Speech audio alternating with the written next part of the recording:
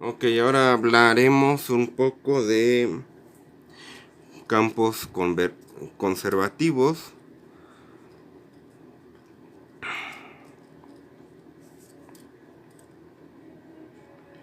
y funciones potenciales.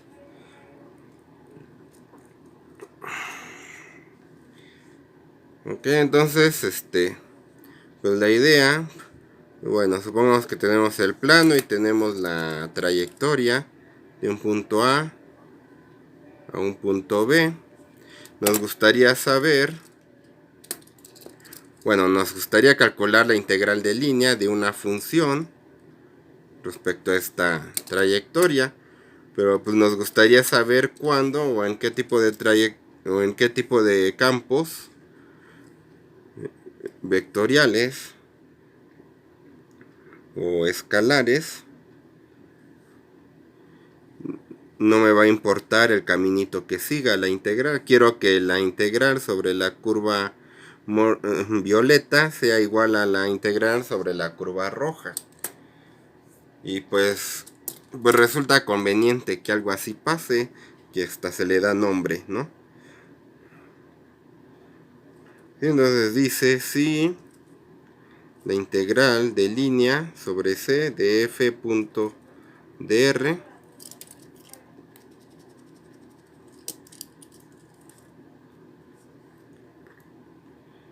es independiente de la curva c, o sea que no me importa el caminito que siga, va a dar lo mismo. Decimos que f es un campo conservativo.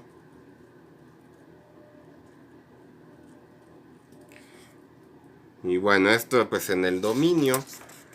Y pues normalmente se hacen ciertas suposiciones en el dominio, como que sea conexo, que no esté así por cachos. Entonces suponemos normalmente que el dominio es conexo. ¿A qué nos referimos por conexo? A lo mejor puede estar así todo raro, pero lo que quiero es que entre cualesquiera dos puntos pueda trazar una trayectoria siempre adentro del dominio que los una, ¿no? Aunque a lo mejor sea como jugar tripas de gato, pero que sí la pueda, o sea, que la pueda trazar sin levantar el lápiz del papel, ¿no? Esto se le llama conexo. Y a veces lo que queremos es que sea simplemente conexo. Y bueno, ¿a qué nos referimos con simplemente conexo? Lo más fácil pues es dar algo que no sea simplemente conexo. Pues va a ser algo pues con agujeros. Si a esto le ponemos agujeros, no simplemente conexo. Entonces, ¿por qué no es simplemente conexo? Pues por los agujeros. Porque pasa lo siguiente, si tengo una curva cerrada, puede ser el caso que tengo una curva cerrada que no se pueda regresar a un punto sin así continuamente, así estirándola o empequeñeciéndola continuamente sin salirme del conjunto. En este caso no lo puedo hacer porque me estorba este agujero. No la puedo reducir un punto porque como tiene que quedarse aquí adentro, pues siempre va a estar este agujero de por medio. No la puedo reducir a un punto sin que me salga. Entonces a eso me refiero con que no sea simplemente conexo. Y pues es normalmente lo que vamos a evitar o a tratar de evitar.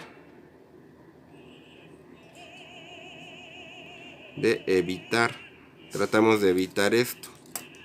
Queremos algo como esto, que sea simplemente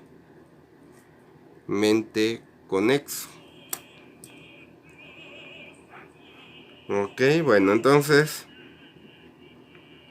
regresando un poco a lo que teníamos acá, si F es un... Bueno, si F es un campo conservativo, pues va a pasar lo siguiente.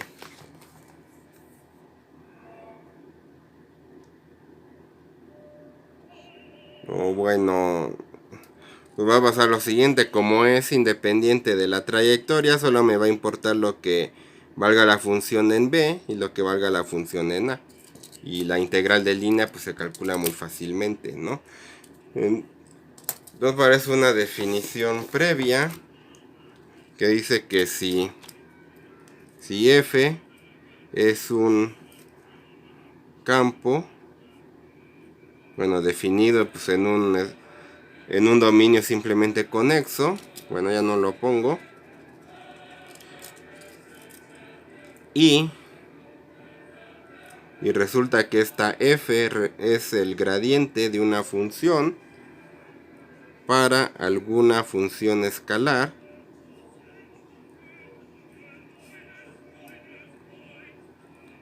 F. O sea, si este campo vectorial resulta ser el gradiente de una función, entonces a F la llamamos función potencial. Bueno, y ese nombre de potencial pues viene de la física, de la energía potencial y todo eso. Al final la energía potencial pues viene siendo lo que aquí llamamos una función potencial. De ahí pues viene como que ese nombre, ¿no? Entonces la llamamos función potencial de F, del campo vectorial. O sea, podríamos pensarlo en cierto modo como que F es la antiderivada de F, o que el campo vectorial F es la derivada de F en cierto sentido. Y pues se cumple el siguiente teorema, que es el teorema fundamental de las integrales de línea.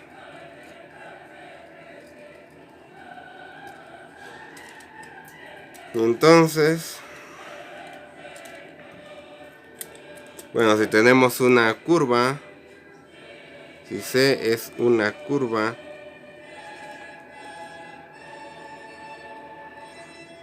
que va de un punto A a un punto B, que une A con B, o sea, es el inicio y el final.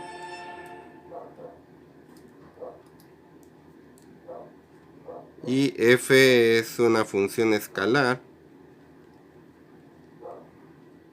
o bueno, una función potencial. O sea que F es igual al gradiente de F chiquita en un dominio, bueno, y su dominio que contiene a C, obviamente. Entonces, si queremos calcular la integral de línea sobre C de f.dr, pues va a ser simplemente evaluar f en B, f en A y restarlo. Es como el teorema fundamental del cálculo, pero pues con integrales de línea. La f, pues dijimos, es como la antiderivada del campo vectorial f. Digamos que es como una generalización. Y pues un ejemplito, pues ejemplificando esto, valga la redundancia. Entonces suponer que el campo vectorial es el gradiente de f, donde f de x y z es igual a menos 1 entre x cuadrada más y cuadrada más z cuadrada. Entonces dice calcular el trabajo hecho por f a lo largo de C que une no nos dice quién es C, nomás nos dice que une al punto 1, 0, 0 con el punto 0, 0, 2. Entonces, ni siquiera necesitan explicárnoslo. Nomás lo que hay que tener cuidado es que la C pues evite el origen, ya que la F pues no está definida ahí en el origen. Fuera de eso no nos importa quién es la F, quién es la C. Entonces la integral, usando el teorema fundamental de las integrales de línea, pues es evaluar en el punto final, en el punto inicial y restar. Entonces evaluamos en el punto final, es menos 1 entre 0, 0, 2 al cuadrado es 4, menos, evaluamos en 0, 0, 1, nos queda 1, menos 1 cuarto es 3 cuartos, y así de sencillo, ¿no?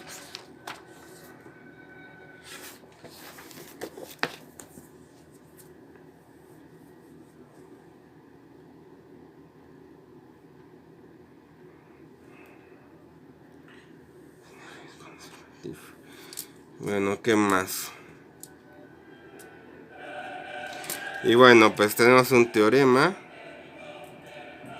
que dice que F, el campo vectorial F, es conservativo si y solo si, o es equivalente a decir que F es un gradiente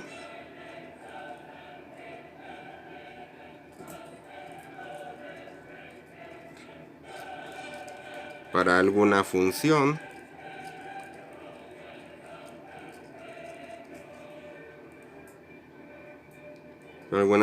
escalar F. O sea, F no importa lo que une las... No importa, para calcular la integral de línea, no me importa la trayectoria que siga. Eso es lo mismo que decir que F resulta ser el gradiente de una función escalar.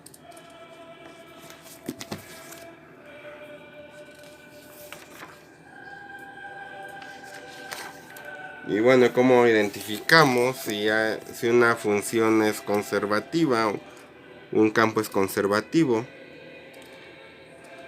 Entonces sea, bueno, esto es un test para saber eso. F igual pues a M I más NJ más PK, un campo en un dominio simplemente conexo. Entonces F es conservativo. Es conservativo si y solo si se cumple la siguiente: todas las parciales cruzadas, por así decirlo, P respecto a Y es lo mismo que la parcial de N respecto a Z. La parcial de M respecto a Z es igual a la parcial de P respecto a X. ¿Sí? O sea, ya puse esta con esta y falta esta con esta. Y la parcial de N respecto a X es igual a la parcial de M respecto a Y. Si se cumplen esas tres condiciones, pues ya podemos asegurar que el campo es conservativo.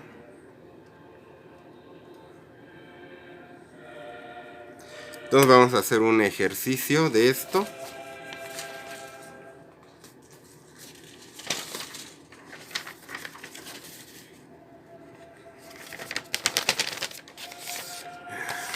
Bueno, vamos a hacer un ejercicio o un ejemplo, pues. Entonces, pues dice mostrar que F es igual a E a la X coseno de Y más YZ y más xz menos e a la x seno de y j más xy más z k es conservativo, y encontrar una función potencial. Entonces, bueno, pues quién es m y quién es n y quién es p. M pues es el que está con la i, e a la x coseno de y más yz. N es xz menos e a la x seno de y, y p es xy menos z. Entonces calculamos la parcial. Bueno, podemos irnos en el orden que queramos, a mí me gusta más así. M respecto a y. ¿Cuál es la parcial de m respecto a y?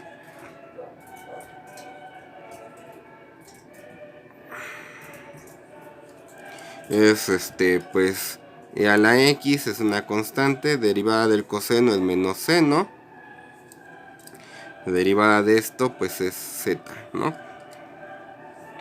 Ahora la parcial de n respecto a x. Entonces respecto a x queda aquí z menos seno de y por la derivada de e a la x, que es e a la x seno de y. Y este pues sí son iguales, ¿no? Son iguales. Ahora m con p. Entonces es la derivada, la parcial de m respecto a z y la parcial de p respecto a x. Entonces la parcial de m respecto a z, pues esto es constante y pues al final queda solo la y. La parcial de p respecto a x, esto es constante, aquí solo queda la y, si son iguales. Y por último, n con p, la parcial de n respecto a z, parcial de p respecto a y. Entonces queda de n respecto a z, pues esto es constante, queda x. Parcial de p respecto a y es constante, queda x. Si son iguales, entonces sí es conservativo. Lo que está un poco más difícil o más laborioso pues es encontrar la f, la función potencial. Entonces queremos una f, y bueno, ya con eso sabemos que sí la hay. Que no la encontremos es otra cosa, pero se supone que sí la hay. Deberíamos poder encontrarla. Entonces queremos f tal que. Entonces como este es el gradiente de f, lo que debe pasar es que si calculo la parcial de f respecto a x, me debe de dar esto, que es e a la x por el coseno de y más yz.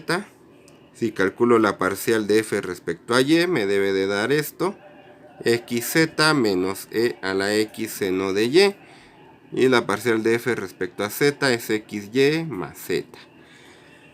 Entonces queremos una f que cumpla eso. Entonces lo que vamos a hacer pues es integrar. Tomamos esto, integramos en ambos lados respecto a respecto a x, ¿sí? Entonces integramos esto respecto a x. Entonces en teoría f de x, y, z debería ser la integral, o bueno, una antiderivada de e a la x coseno de y más yz respecto a x. ¿Qué me da si integro esto? Coseno de y es una constante. La integral de e a la x pues es e a la x, queda así. La integral de yz es una constante, es yz por x, más una constante. Esas pues son las antiderivadas, debe ser una constante. Y aquí es lo que hay que tener cuidado. La constante pues la debemos de poner como una función de las otras variables. Aquí estamos integrando respecto a x, es como si fuera una integración parcial. Entonces tenemos que ponerla la constante respecto a las otras dos variables, g de y, z. Entonces lo que hay que hacer pues es ver quién es g de yz. Entonces para esto vamos a calcular la parcial de f respecto a y. La parcial de f que encontramos aquí. Entonces la parcial es e a la x, es constante. Derivada del coseno es menos seno. Derivada de esto pues es xz. La derivada de g pues resulta ser pues la parcial de g respecto a y. No sabemos quién es g, pues lo tenemos que dejar indicado. Esta es la derivada de f, la parcial de f respecto a y, considerando esto. Pero aquí teníamos otra expresión para la misma cosa, entonces lo igualamos. Queda algo así. Entonces pues vamos a eliminar lo que se pueda. Y que se puede, pues este se repite, este se repite. ¿Y qué es lo que queda? Que la parcial de g respecto a y es igual a 0, porque aquí ya no quedó nada, pues es igual a 0. Y entonces para encontrar f, pues habría que integrar esto respecto a y. Entonces lo integramos respecto a y. Entonces f de x, y, z debería ser la integral. O sea, primero integramos respecto a x, ahora respecto a y. De 0 de y. Bueno, pero esto no es f, perdón. Esto sería g, perdón. Me fue un poco el hilo aquí. Y pues, ¿cuál es la integral de 0? Pues es 0 más una constante. Pero bueno, hay que recordar que g ya solo depende de y y de z, ya no depende de x, ¿verdad? Aquí está. Ahí estaba escrito. Entonces g de yz es igual a la integral de 0 de y. Y entonces la integral de 0 es 0 más una constante que pues ahora pues ya no va a depender de y, va a depender solo de z. Esto ya no depende de x, h tampoco va a depender de x. Y pues la única que va a quedar ahí suelta pues es la z, entonces va a ser una función de z que hay que encontrar. Ok, entonces ahora pues derivamos respecto a z. Entonces g de yz es una función h de z. Entonces, ¿qué es lo que obtenemos para f? Entonces f es esto. Es e a la x coseno de y más yz x más g de yz, que resultó ser h de z. Entonces, ¿qué es el siguiente paso? Ahora con respecto a z. Entonces vamos a hacer la derivada, la parcial de f respecto a z. Entonces esto pues es una constante, esto pues queda xy más la parcial de h respecto a z. Y esto es de acuerdo a lo que encontré aquí. De acuerdo a esto que ya tenía, pues es f. No, esto para que lo vuelva a escribir, perdón. Es xy más z. Entonces ya que tengo esto, elimino lo que pueda eliminar, pues es el xy. Entonces la parcial de h respecto a z es igual a z. Entonces para encontrar h de z, pues hay que integrar esto respecto a z. ¿Cuál es la integral de z respecto a z? Es z cuadrada entre 2 más una constante. Ahora, como ya no depende ni de x, ni de y, ni de z, ahora sí es una constante. Ponemos c. Y entonces, al final, ¿cuál es la función potencial? La función potencial, bueno, aquí la teníamos. F de x, y, z es igual a e a la x coseno de y más y, z, x más h, que es z cuadrada entre 2 más c. Este pues es el resultado. Si queremos comprobar que efectivamente sea el resultado, pues habría que calcular el gradiente de f, ¿no? Entonces la parcial respecto a x de todo esto, pues queda e a la x por coseno de y más yz. Luego la parcial de todo esto respecto a y vendría siendo menos e a la x seno de y más xz. Y luego la parcial respecto a z, pues vendría siendo xy más la derivada de z cuadrada entre 2, pues es z. Y pues eso nos debería de dar la f original del campo vectorial. Pues sí nos dio, ¿no? Entonces hasta aquí el ejercicio.